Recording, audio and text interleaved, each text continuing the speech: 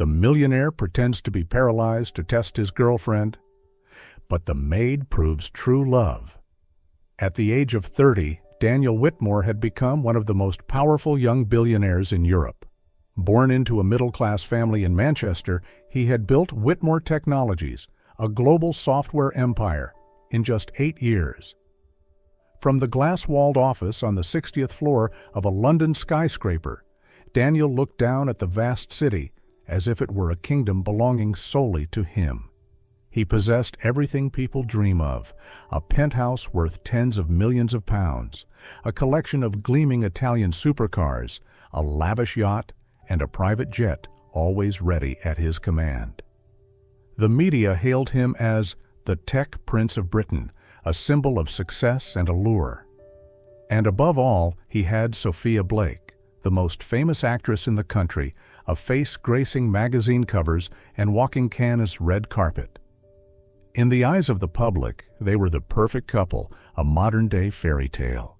Yet, behind the dazzling spotlight, Daniel felt an emptiness gnawing at him. The more time passed, the more one haunting question consumed his mind. Did Sophia truly love him, or merely the wealth and fame attached to his name? Subtle but undeniable signs troubled him. Her radiant smile when he gifted her extravagant jewelry contrasted with her distant gaze whenever deeper conversations about fears and insecurities arose. Her sparkling presence at glamorous parties, followed by her sudden absence during his toughest days. Daniel, with the sharp instincts of a businessman trained to analyze every detail, gradually arrived at a bitter conclusion. The woman by his side might not truly love him, but rather the brilliance that surrounded him. One October evening, as London's lights glittered beyond the vast penthouse windows, Daniel sat motionless, a half-empty glass of whiskey in his hand, its bitterness unnoticed. Inside him, a wild idea began to take shape, a plan both reckless and cruel, yet the only way he believed he could uncover the truth.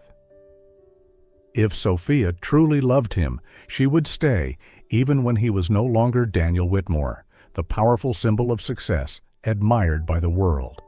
But if her love was built only on glamour, then once stripped of it, everything would vanish. That night, Daniel called Dr. Henry Collins, his private physician and one of the few loyal friends from his youth.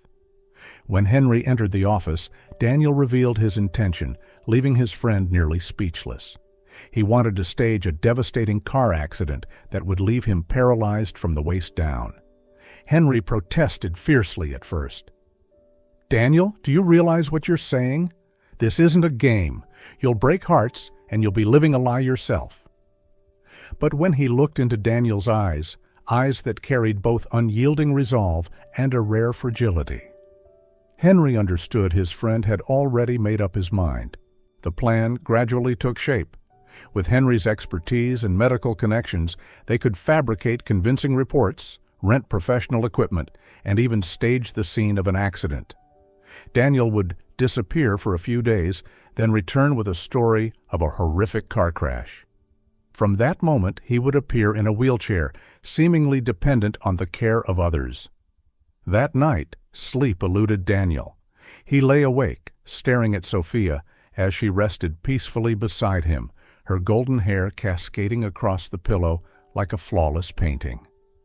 He wondered, the next day when she awoke, to hear that the man beside her would never be the same. Would the light in her eyes still remain? And so, after days of careful preparation with Henry, the plan was arranged down to the last detail. Fabricated medical reports, rented hospital equipment installed in the mansion, a story of a terrible accident crafted in advance. Now all that remained was to witness Sophia's reaction, the moment that would decide everything. News of Daniel's accident spread quickly. Tabloids screamed with headlines, "Tech Prince in tragic crash, may be confined to a wheelchair for life." When Henry phoned Sophia to inform her, her voice caught for a brief moment, then swiftly steadied. "I'll fly back immediately," she said. But Daniel, trained to read the subtle language of human behavior, heard the long pause before her words of comfort, as if she were weighing something first. That night, the growl of Sophia's Aston Martin echoed along the gravel driveway of the mansion, and Daniel's heart pounded as though he were closing a billion-pound deal. He waited in his wheelchair, hands trembling slightly against the armrests. The door opened, and Sophia entered as if stepping onto a red carpet. She wore a blazing red Dior dress, her hair perfectly styled, her face painted flawlessly. For a fleeting second, Daniel felt he was watching a film premiere, not a woman rushing to the side of the man she loved. The surreal perfection of her entrance chilled him more than the accident ever could. Sophia rushed toward him, yet her movements were calculated, careful not to crease the gown. "Daniel, my love, this is terrible." Her voice trembled, but her eyes wandered, avoiding direct contact. When Daniel, in his role as a disabled man, explained that doctors had said recovery could take months, perhaps years, with the possibility he might never walk again, he caught a flicker of disappointment flash across Sophia's eyes. So quick an ordinary person might miss it, but to Daniel it was as clear as figures on a financial report. "Of course I'll be by your side," Sophia replied, but almost immediately she began listing the commitments she couldn't cancel. A jewelry campaign in Paris, a film premiere in New York, Fashion Week in Milan. Each reason sounded less like devotion and more like excuses to stay away. Within 24 hours, Sophia was gone, boarding a business-class flight out of London, leaving Daniel alone in the vast silence of his mansion. He watched her silhouette vanish into the distance and felt the crushing certainty. The love he had clung to was nothing more than an illusion. After Sophia's departure, the mansion sank into a heavy emptiness. The grand halls that once hosted glittering parties now echoed only with the lonely wheels of Daniel's chair. It was then that another presence, quiet but unwavering, began to shine. Emma Hayes. Emma had worked for Daniel for over 3 years, yet he had scarcely noticed her. A 33-year-old woman of average height, with brown hair always tied neatly, dressed simply and practically, moving silently through the house with efficiency. To Daniel, she had always been a faint background detail in the extravagant painting of his life. But now, with the silence closing in, he began to truly see her. The morning after Sophia left, Emma entered his room carrying a silver tray. On it lay a breakfast prepared with meticulous precision: perfectly fried eggs, a strong espresso, fresh orange juice, and warm toast. "I remember you like it this way," Emma murmured, setting the tray down and adjusting the cushion behind his back with gestures that felt natural, unforced. Daniel looked at her, surprised for the first time by the simplicity yet depth of her care. Unlike Sophia, Emma's eyes carried no pity, no sense of obligation, only warmth, like a small flame burning steadily in a cold winter night. Day after day, Emma remained by his side in the smallest of details, pulling up the blanket when the night grew chilly, reading aloud when he couldn't sleep, listening patiently when he confessed his weariness. She never rushed, never sighed with annoyance. Her care seemed as effortless as breathing. One afternoon, Daniel asked why Emma had chosen this work in London. After a brief hesitation, she revealed that her younger brother, Lucas, had been born with a heart defect requiring an expensive surgery. In Wales, the waiting lists were impossibly long, so she had left her hometown, working tirelessly in London to save every pound for the operation. The surgery had succeeded, and now Lucas was studying medicine, aspiring to become a pediatric heart surgeon. Hearing this, Daniel felt a tightening in his chest. This ordinary woman, living quietly in his house for 3 years, carried within her a story of sacrifice and resilience he had never noticed. In the warm glow of the sunset streaming through the window, Daniel realized for the first time that Emma was not merely a housekeeper. She was the embodiment of gentle strength, of a sincerity he had overlooked in a world blinded by wealth and glitter. In the days that followed, something shifted between Daniel and Emma, so subtly that neither noticed it at first. What began as brief exchanges grew into long conversations that stretched for hours.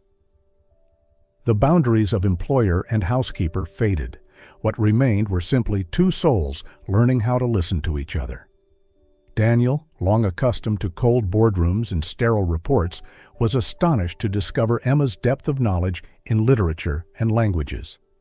She spoke of her favorite novels, of French poems she had once translated in university. He listened quietly, feeling his mind touch, for the first time in years, a world simple yet profound. Emma, in turn, saw a different Daniel. Not the proud tech mogul splashed across magazine covers, but a man capable of listening, sometimes clumsy, sometimes vulnerable. One evening, when Daniel confessed that his greatest fear was loneliness, a fear he had never admitted to anyone, Emma gently placed a hand on his shoulder. She said nothing, yet the light touch told him he was no longer alone. There were small, almost invisible moments that pierced Daniel's heart. One evening, when his feigned back pain made him wince, Emma unhesitatingly prepared the sofa in his room to stay overnight, ready to rise whenever he needed her. That night, Daniel lay awake, listening to the rhythm of her breathing in the dark. Around 3 a.m, he opened his eyes to see her rise quietly, adjusting his blanket with infinite care, then softly brushing a strand of hair from his forehead. Her whisper trembled, yet overflowed with devotion. "Please get better soon. I can't bear to see you like this." Daniel bit down hard, fighting to contain himself, his chest tightening with an ache he could not ignore. In that instant, he realized the undeniable truth. Emma loved him, not for power, not for wealth, but for the man he truly was, even as the world saw him as broken and confined to a chair. From that day on, Daniel's gaze toward Emma changed entirely. He noticed the little things, the way she hummed Welsh melodies while cleaning, the crease in her brow when absorbed in an old novel, the endless patience with which she listened to his hidden fears. One morning, as Emma entered with his breakfast as usual, Daniel asked suddenly, "Emma, if I could never walk again, what would you think of me?" Setting the tray down, she met his eyes directly, her voice steady. "You would still be Daniel Whitmore, intelligent, kind, someone who can make others laugh, someone with a generous heart. Your legs don't define who you are." Stunned, Daniel pressed further. "And if I needed care for the rest of my life?" Emma smiled, her eyes glowing with rare sincerity. "Then I will be here for the rest of my life." In that moment, Daniel understood he had found something his glittering career had never given him, a love true and unconditional, asking for neither fame nor fortune. Yet, as the days of quiet tenderness passed, doubts began to creep into Emma's mind. Having cared for an ill sibling for years, she was too perceptive not to notice the difference between a true patient and someone merely acting. It began with small details.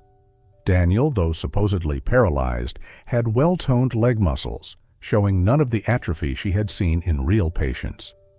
Once, when she accidentally dropped a book near his feet, he instinctively drew his leg back. Emma froze for a moment, then pretended not to notice. On another night, as he slept, she saw his toes twitch faintly in rhythm with his dreams. Alone, each detail seemed harmless. Together, they formed a troubling picture.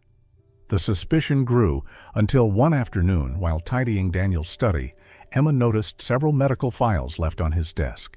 With the familiarity of someone accustomed to medical terms from Lucas's years of treatment, she realized immediately.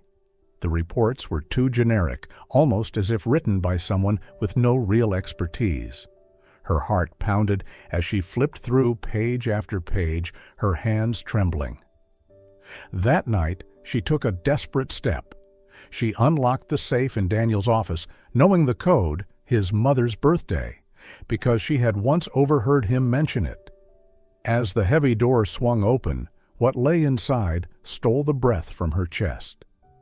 Contracts between Daniel and Dr. Henry Collins explicitly stating non-traditional medical consultancy services. Emails discussing convincing staging and behavioral testing, receipts for rented wheelchairs and fake medical equipment. Everything was there, laid bare, undeniable. Emma sank into the chair, the papers slipping from her grasp. Tears streamed silently down her face. It had all been a lie. The sleepless nights she had spent by his side, the whispered prayers, the hope she had nurtured, all of it belonged to a play in which Daniel had been both director and actor. And the cruelest twist of all, she had fallen in love with him inside that lie. Unable to face him, Emma made her decision. She packed her belongings quietly, leaving behind a brief resignation letter on the kitchen counter. At 3 a.m, she called a taxi, dragging her suitcase through the hushed mansion.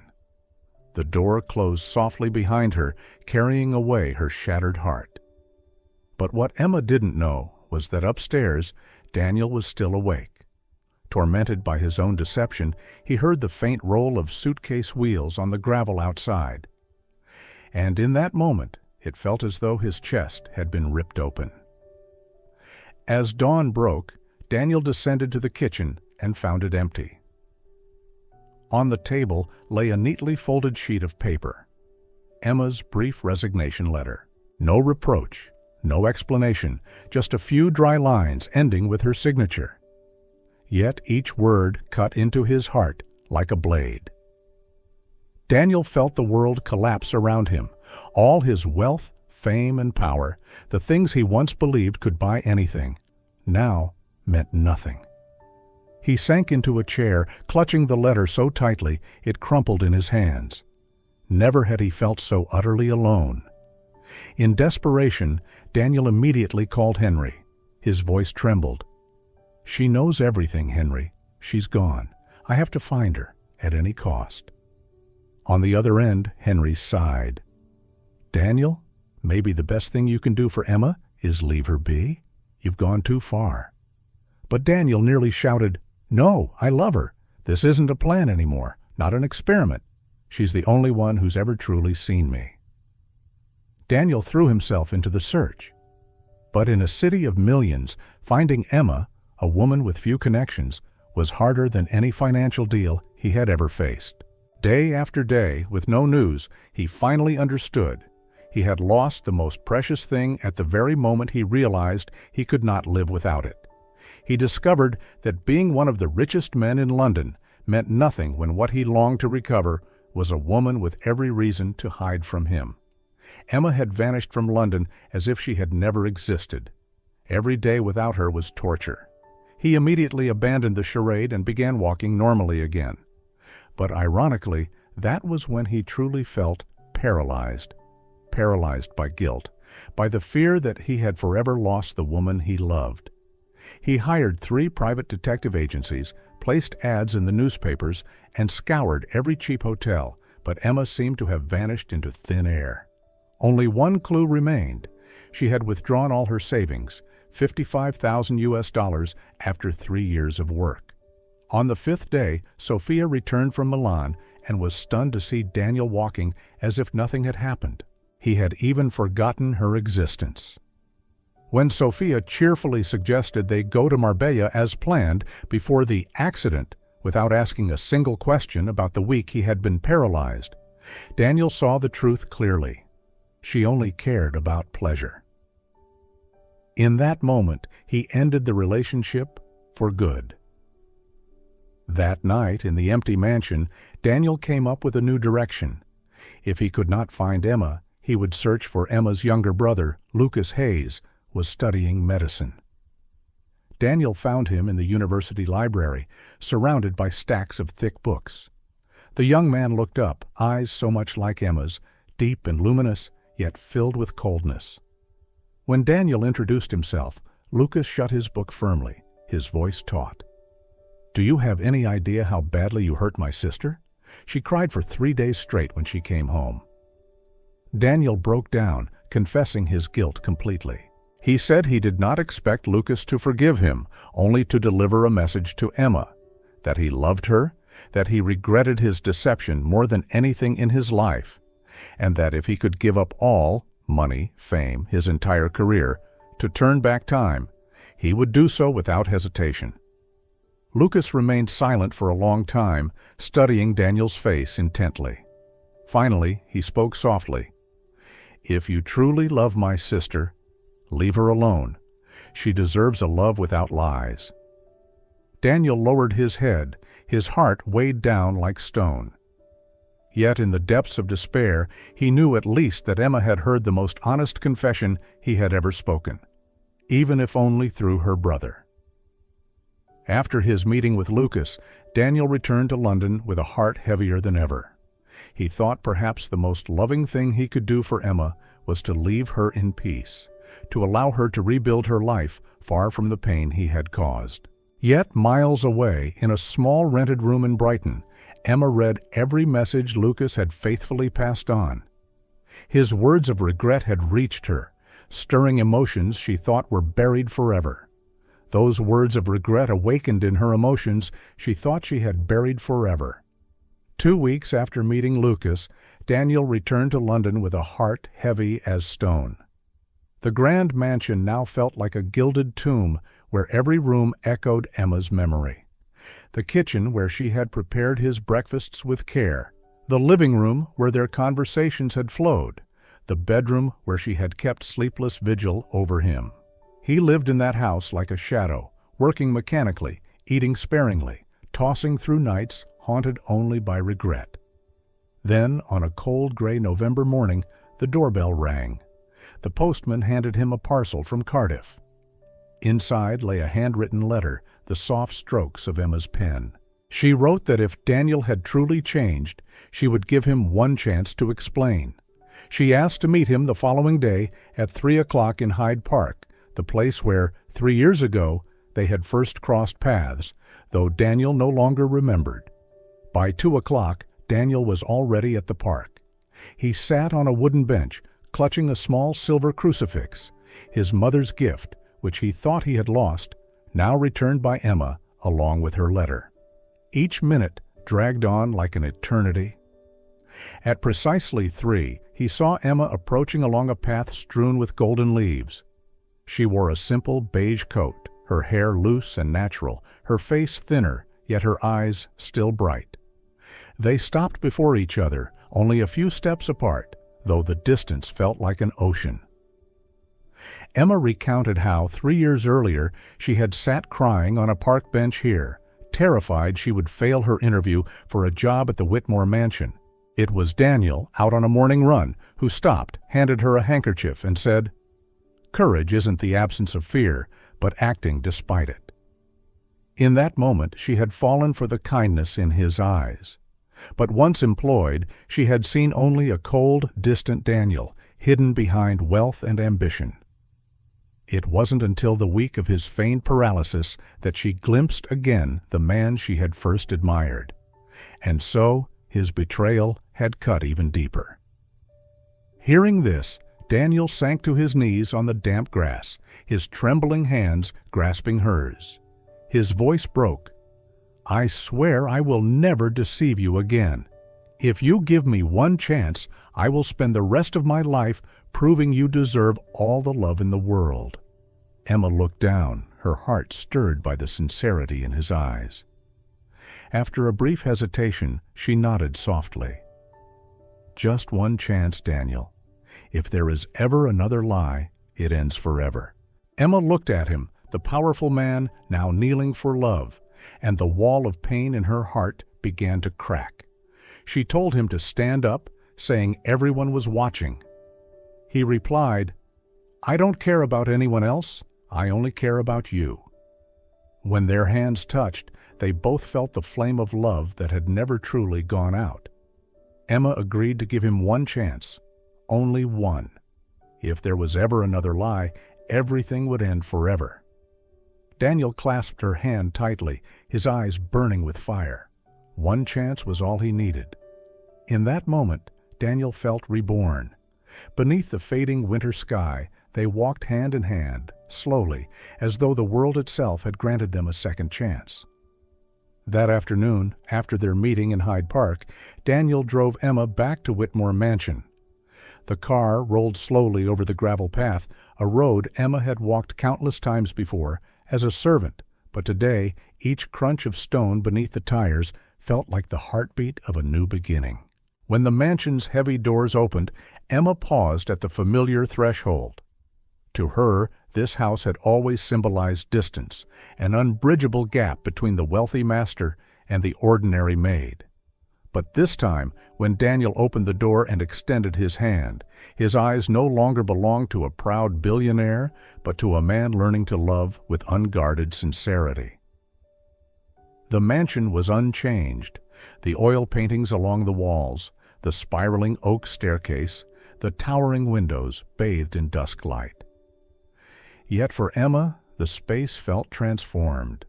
She stepped into the kitchen where she had spent hundreds of mornings preparing meals, but for the first time not as a servant, rather as someone cherished. Daniel followed quietly, watching every flicker of expression on her face, as though fearing she might change her mind and walk away at any moment. That night, they sat in the drawing room, fire crackling in the hearth. Daniel spoke of years spent behind a cold facade, terrified of showing weakness and of the misguided plan that had cost him almost everything. Emma listened, her eyes glistening at times, but she never interrupted. When he ended with a vow that from now on he would live only in truth, she nodded softly. "I believe you, but I'll trust your actions more than your words." In that moment, Daniel stepped closer, taking her hand in his. They sat in silence for a long time, hearing only the crackle of fire and the steady merging of their heartbeats. At last, Daniel kissed Emma, not the kiss of a man claiming possession, but the trembling kiss of someone who had once lost everything and now knew he had found the one treasure he could never afford to lose again. In the days that followed, Emma grew accustomed to her new role. She was no longer the housekeeper, but Daniel's companion. They shared breakfast on the balcony, walked slowly through the winter garden, and spent hours talking about the simplest of things. For Emma, every moment was proof that Daniel had truly changed. For Daniel, it was redemption. Each smile from Emma seemed to erase a piece of the darkness inside him. One early morning, as the first rays of sunlight streamed through the glass, Daniel turned to Emma, his voice quiet yet resolute. "I don't know what the future holds, but I do know this: if I have you, I won't be afraid of anything." Emma smiled, resting her head against his shoulder, and for the first time after all the storms, they both felt they had finally found where they truly belonged. After days of newfound peace, Daniel knew there was only one way to prove to Emma that he had truly changed, by turning their love into a lifelong promise. The thought of proposing came to him on a winter morning, when he saw Emma sitting in the mansion's small library, reading an old novel, a faint smile on her lips. In that moment, Daniel realized this was the woman he wanted by his side forever. He began to plan.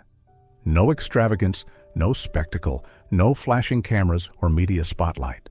Those things had once cost him himself, and he would not repeat that mistake. What he wanted was a simple evening, just the two of them, bound by words of truth. Daniel chose the winter garden behind the mansion, a place Emma loved to stroll each morning. He asked the gardener to line the path with candles, to hang small lanterns among the bare branches so their golden light would fall softly upon the thin snow. At the garden's center, he set a round table, laid with a warm dinner he had prepared himself, clumsy but heartfelt. When Emma stepped outside and saw the scene, she froze, her eyes glistening. Daniel walked forward, took her hand, his heart pounding. His voice trembled, yet each word was clear. "Emma, I lost you once, and it was the greatest mistake of my life. I can't promise life will always be easy, but I promise that from now on, I will love you with honesty, respect, and all of my heart. Will you be my wife?" Tears welled in Emma's eyes. She needed no roses, no dazzling diamonds, only the love she now saw shining in his gaze. She nodded, whispering, "Yes, Daniel, I will." In the glow of hundreds of flickering candles, they embraced tightly. The kiss they shared that night was not merely the start of a marriage, but the seal of redemption, a mark upon two souls that had once lost each other, now found again, forever. Daniel and Emma's wedding took place 1 year after his proposal, in the same winter garden behind Whitmore Mansion, where he had once knelt to beg for her love. There was no extravagance, no flashing cameras, no celebrity guests, only family, close friends, and those who had witnessed Daniel's transformation. Lucas, now a medical graduate, stood proudly beside his sister, his eyes shining with joy. Henry Collins was there too, smiling quietly as he watched his childhood friend finally find true peace. As Emma walked down the aisle strewn with white petals, Daniel felt his heart stop.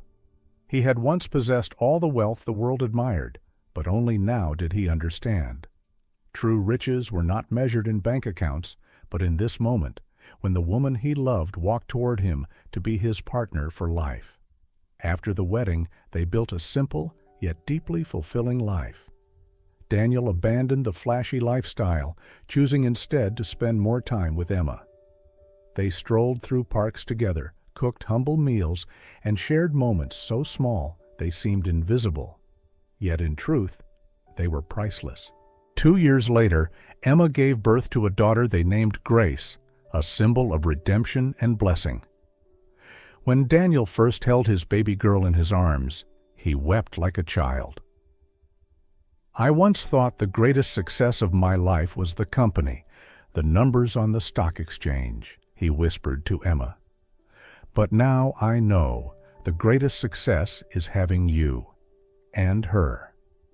Emma smiled, brushing his tousled hair, her eyes shimmering.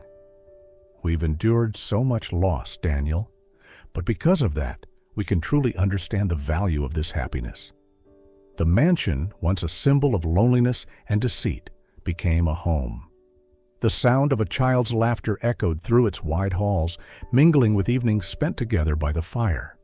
No longer was there distance between master and servant, billionaire and ordinary woman, only a family bound by love.